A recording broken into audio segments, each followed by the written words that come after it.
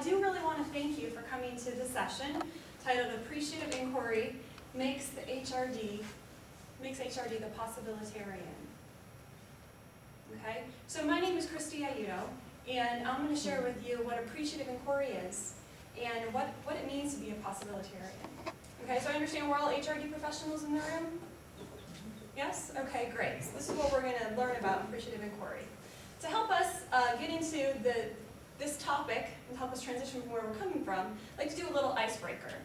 So in your packet, I'm going to guide you through this. And so if you flip the first page, there's some ground rules which we'll go over in a second, but there's a sticky note there. This is what I'd like you to do. On that sticky note, you can take it off the page. On that sticky note, I want you to write a number. And on that number is going to be from 1 to 5. And the 1 means where are you, well, the range is where are you in terms of your experience or knowledge of appreciative inquiry. So 1 is to say, never heard of it. 5 saying, I know it very well, I've even used it. So if you could just write a number down where you're at in that spectrum, 1 to 5.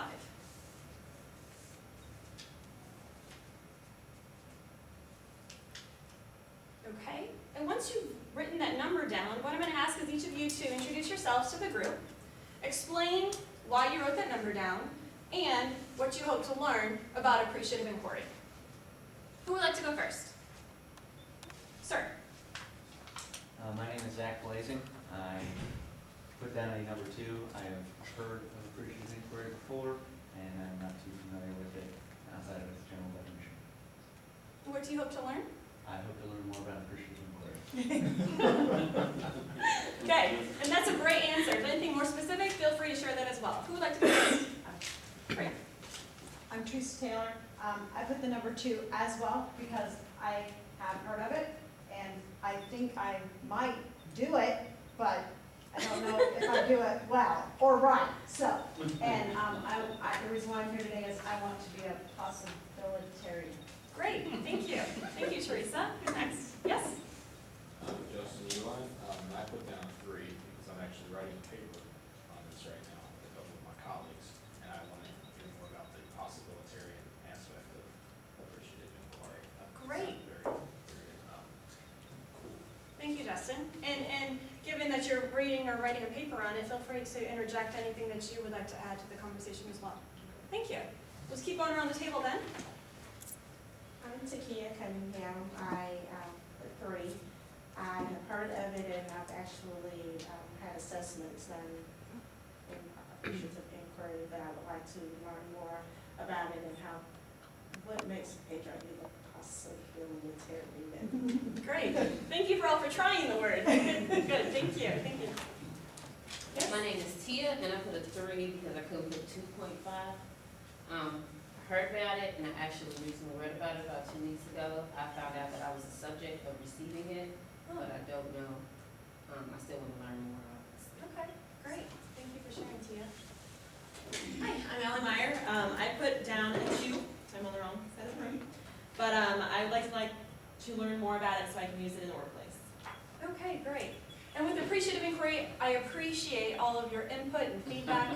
There's no right or wrong side of the room. Thank you so much for being here, and please engage and share as much as I know, but I hope we can all learn from each other as well. Okay? So a couple things, we'd like to look at ground rules and learning objectives. So these are the 3 things we're going to cover today. We're going to explain what appreciative inquiry is and why it's important for the HRD professional. We're going to, number 2, conduct 3 activities that can be used on the job to generate more AI, which sometimes you'll see the abbreviation appreciative inquiry, also called AI. And then 3rd, review at least one situation back on the job for each of you that could have used more appreciative inquiry. So we'll have a chance to go through that. Okay? There's ground rules where you found your sticky note there. I'd like to cover those as well, because I do hope that you guys feel comfortable in engaging and sharing your experiences. So I'm starting off, but I ask you to add any that you want to add as well. So number 1, we're here to have fun. Hope it's going to be energizing and a helpful session. And while we're sharing each other's opinions, I ask that we respect each other's opinions. We're all coming from different places. We all have different experiences, so it's a chance for us to learn from each other and share. The no idea is too weird, and ask that we'll always maintain a professional and positive attitude. Anything else you guys would like to add? Okay. Great, any questions on the learning objectives? Anything to add there? All right, well then let's go ahead and get into it. Now, appreciative inquiry, the spectrum was about a 2, about a 3, some of you have heard of it so far. Who would like to share with you what you think it is or what you know it to be? Some people have been on the receiving end, some people are reading about it. What is appreciative inquiry? Justin? Where you are in a group, it's similar to a problem-solving session, but it's not labeled a problem-solving session. And what you do is go in and appreciate what works in an organization. And you ask questions like, imagine a time when the organization did this, or the organization felt this way. And what you do is try to backtrack to that kind of scenario, and you kind of envision what that is, and that's how you move forward to solving the problem, to solving the situation. Okay, so what I heard was a previous time when.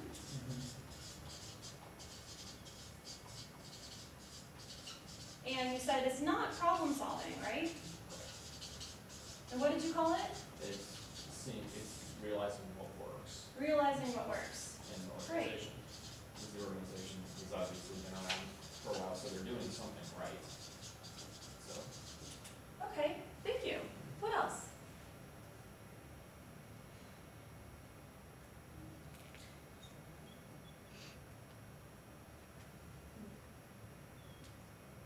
Any other?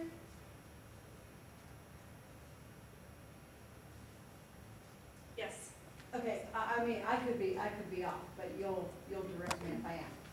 We more or less use appreciative inquiry when we want to change behaviors. So what we do is we try to mentor, coach, counsel, whatever the employee about what they're doing right. The appreciative inquiry about what the things that they're doing correctly, but then also be able to add in and work with the employee in order to make appropriate changes to change the behavior. So I don't know if that's right or wrong. Okay. Ours is more not problem. Ours is not really more of a, like a problem, but it's more focused on an employee. Great, great, okay. So change behavior, focus on what's doing right, and I also heard improvement for an individual. Great. What else? No answers are wrong. We're all learning here. We're all at different come-from states. In my organization, we used it during the strategic planning session. Okay. We took the strength, well, not everyone, but some of us took the strength finders assessment and tools, and it actually helped us once we came together because the strategic planning session was so long and tedious. It helped us to learn how to work better together. How long was the session? Oh my goodness, probably about 8 months. Wow. The whole process was probably a little bit longer than 8 months. So we had to take a step back because some people think big picture and, the what ifs and the pie in the sky were, and some other individuals just want to get to the facts.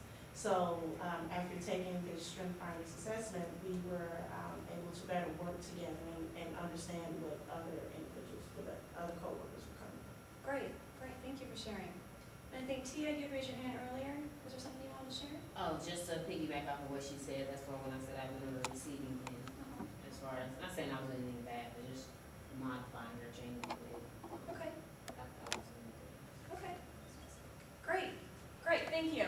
I want to share with you. Let's go back. So we talked about that. But let me share with you a story. To also learn about our come from state, and perhaps we can relate to this, and then we'll get into the definition of AI. So imagine you're back at your job, and you are an HRD manager for a 500-person organization.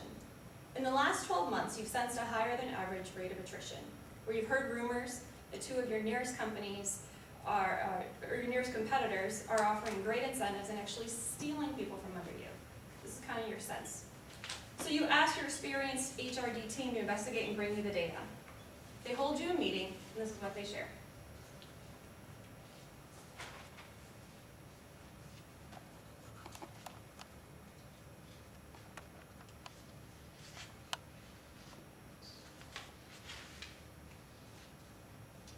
is your gut response to this? How would you lead a session like this, or when you're being presented with data like this? Teresa? I guess the one thing I wanna know, I mean, they're doing exit interviews, so that's a good thing. But I wanna know what's the right support? I mean, there's gotta be more of a definition other than right support. What are they lacking? The right support, for the managers? Okay, yep, okay. So what are the managers lacking? Okay, what else? Justin? Maybe wanna know what the employees' motivations are, you know, because obviously, they say it's a more fun culture or something like that, so maybe they feel threatened, you know, by the culture at that, you know, at your own organization or something like that, you know, they don't feel, motivated or feel like they can, express themselves. Okay, so motivated at your current workplace. Right. Ability to express themselves. Okay, so you're looking at the people that are still here. Okay, what else? Gut reaction, Tia?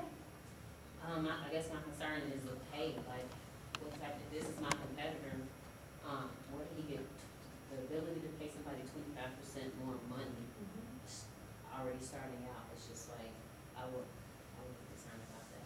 So Okay. what is their budget like, and will they be able to maintain continuously paying somebody? Okay, so thinking about your competitors, how is it possible they could do that? Okay, Zach?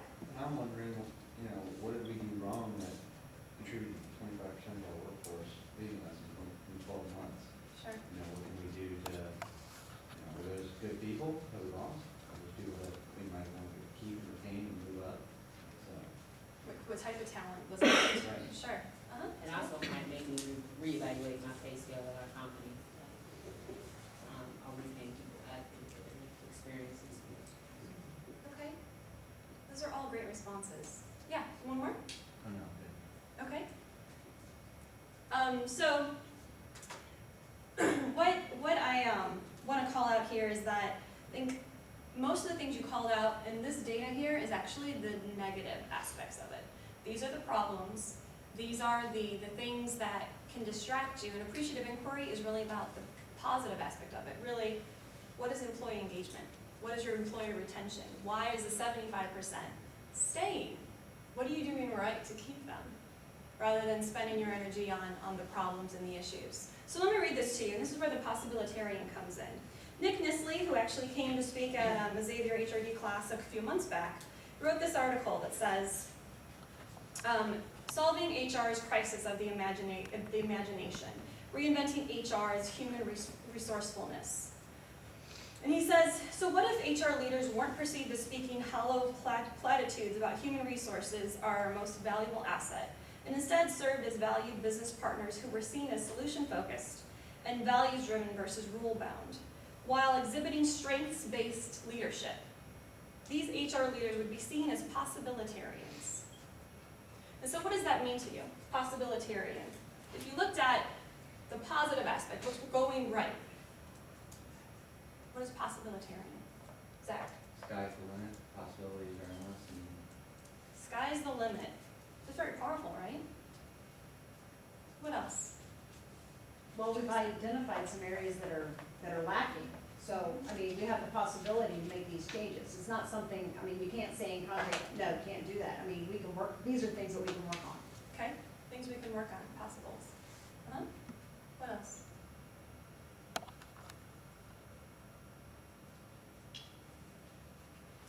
Okay, so let me keep going. Gwen Sherwood in the Journal of Nursing Administration describes appreciative inquiry, something that is built on the principle of appreciating or valuing to affirm strengths, successes, and stories that give life to a system. Give life to a system. That's one of the key words here. The possibilities, the affirmed strengths. We heard Tiki mention earlier about strengths that they did with their strategic planning team. There's a lot of good examples here. You guys are right on with your definitions. It's about looking at what's possible, looking at strengths and even stories. It's about asking for new potentials and possibilities. And appreciative inquiry at the heart of it really helps clarify assumptions and beliefs so that aspirations are allowed to emerge. This is a very powerful attitude. It's a paradigm shift, but it has real business benefits. And I'll share with you a couple examples later. So let's get into some activities, okay? So we all come from very different organizations, we all come with very different experiences, and even some of us are stuck in the culture of, let me look at the problem, right, rather than let me look at what's working. So let's just practice, let's do some things here, and these are activities you can take back to the office with you to figure out how else can you bring appreciative inquiry to your office place and to the relationships that you have to make a difference. So the first activity, you have a blank sheet of paper in your packet. I'd like you to fold it in half the long way, and on the left-hand column, you're going to write some things down, on the right-hand column, you're going to write some things down. On the left, I want you to think about a situation this past week, this past month, and write down the things that went wrong. Maybe it was a really difficult conversation. It could be with a family member, it could be with a good friend. Write down the things that went wrong, that really got you going. On the left side? On the left side. Yeah, just take a minute to do that. So quickly jot some things down.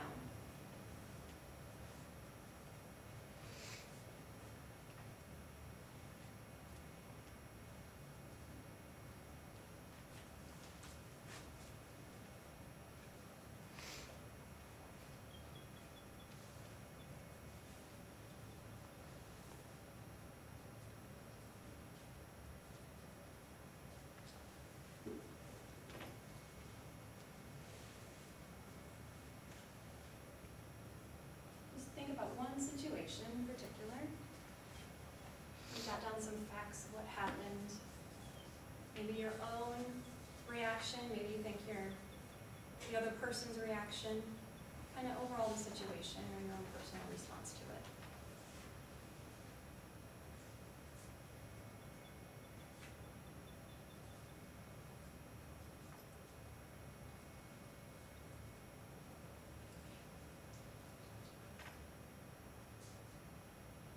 Okay. And then in the right-hand column, write down the things that went right. In the same situation? Yeah, same situation. Same situation, now reflect on the things that went right. What was the good that came out of it?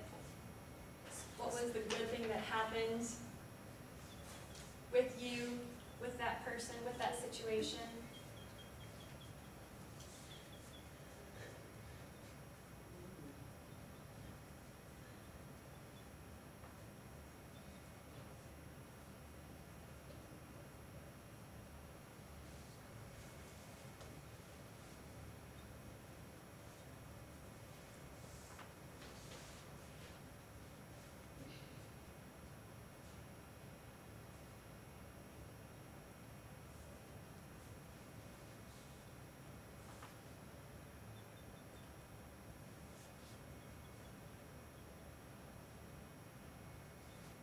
Okay, if I can ask you to wrap up.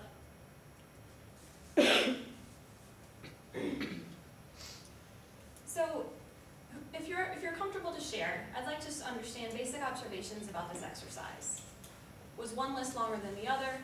Was one list easier to get than the other? Kind of what did you experience? Teresa? What went wrong was the easier list. I mean, it's just really easy to identify all those things that were bad, Mm-hmm. you know? Okay. The right side, it was, I mean, I had to stop and think about what weren't right and almost try, I mean, it was almost like I had to defend it, you Okay. know, what was right. Okay. All right. Who else? Anybody else care to share? Tia?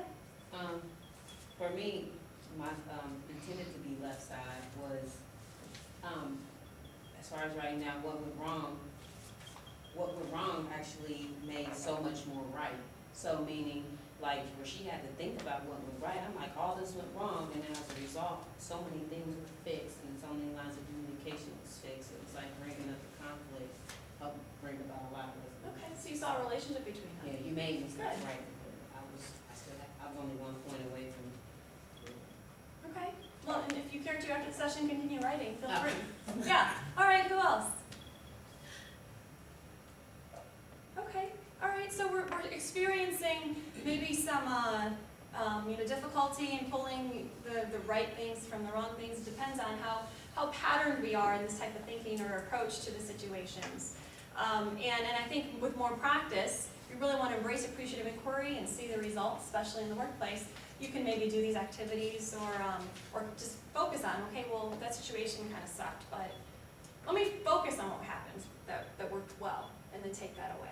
So here's another activity. I'm going to ask you guys to split down the middle.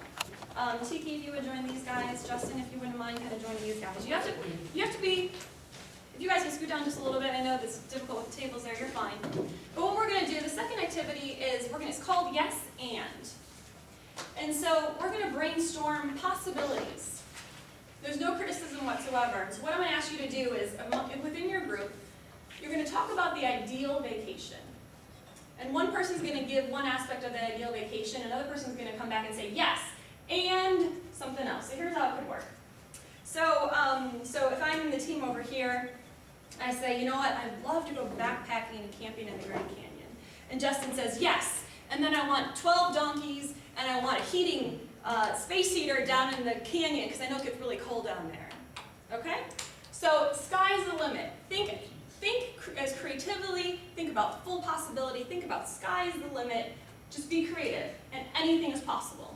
Okay? Take 2 minutes.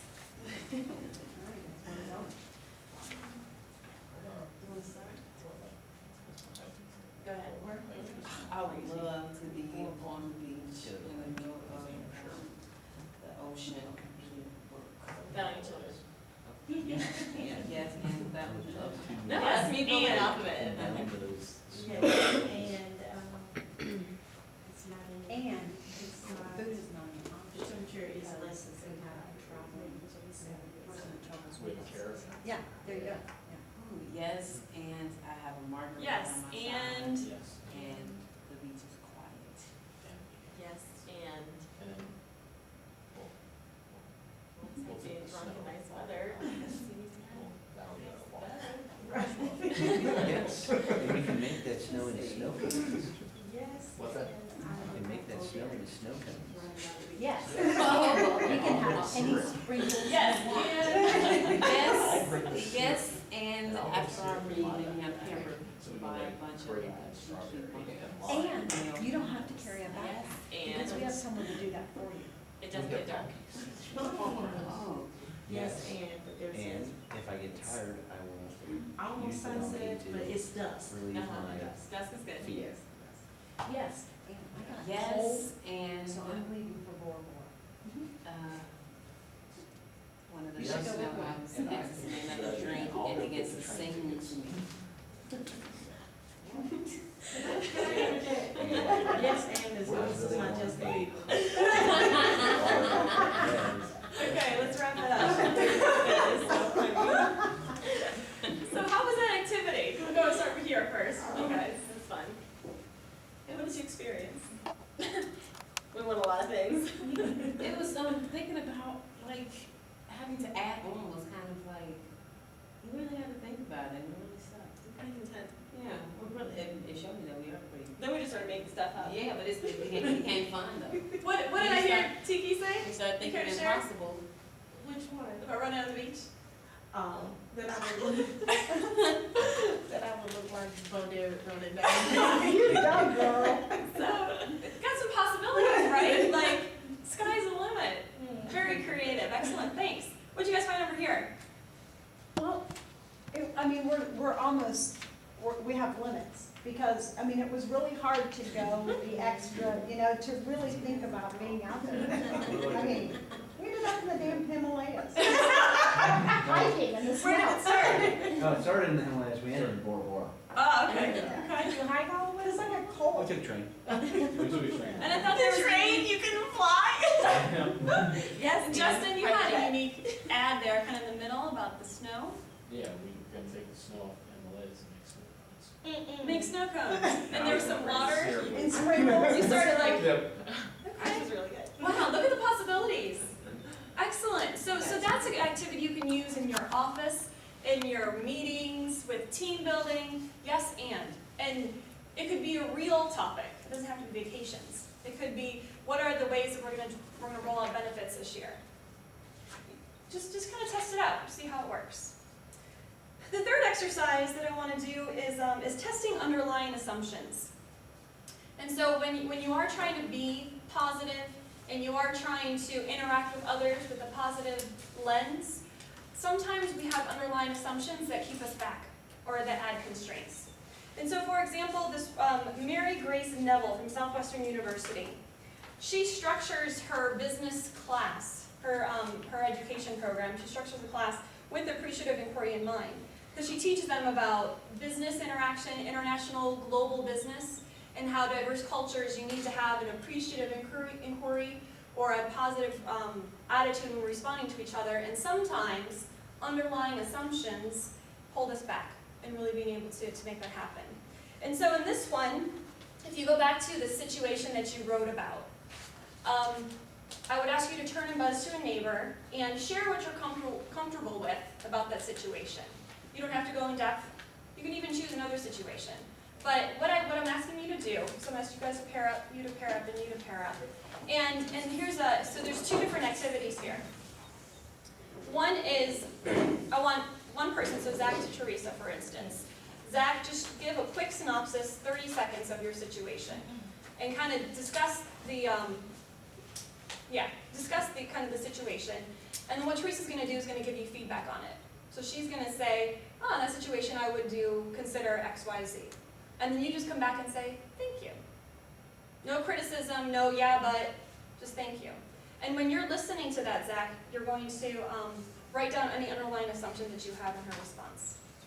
Okay, give it a shot. I'm going to test this out. We'll see how it goes. So, and then you would flip.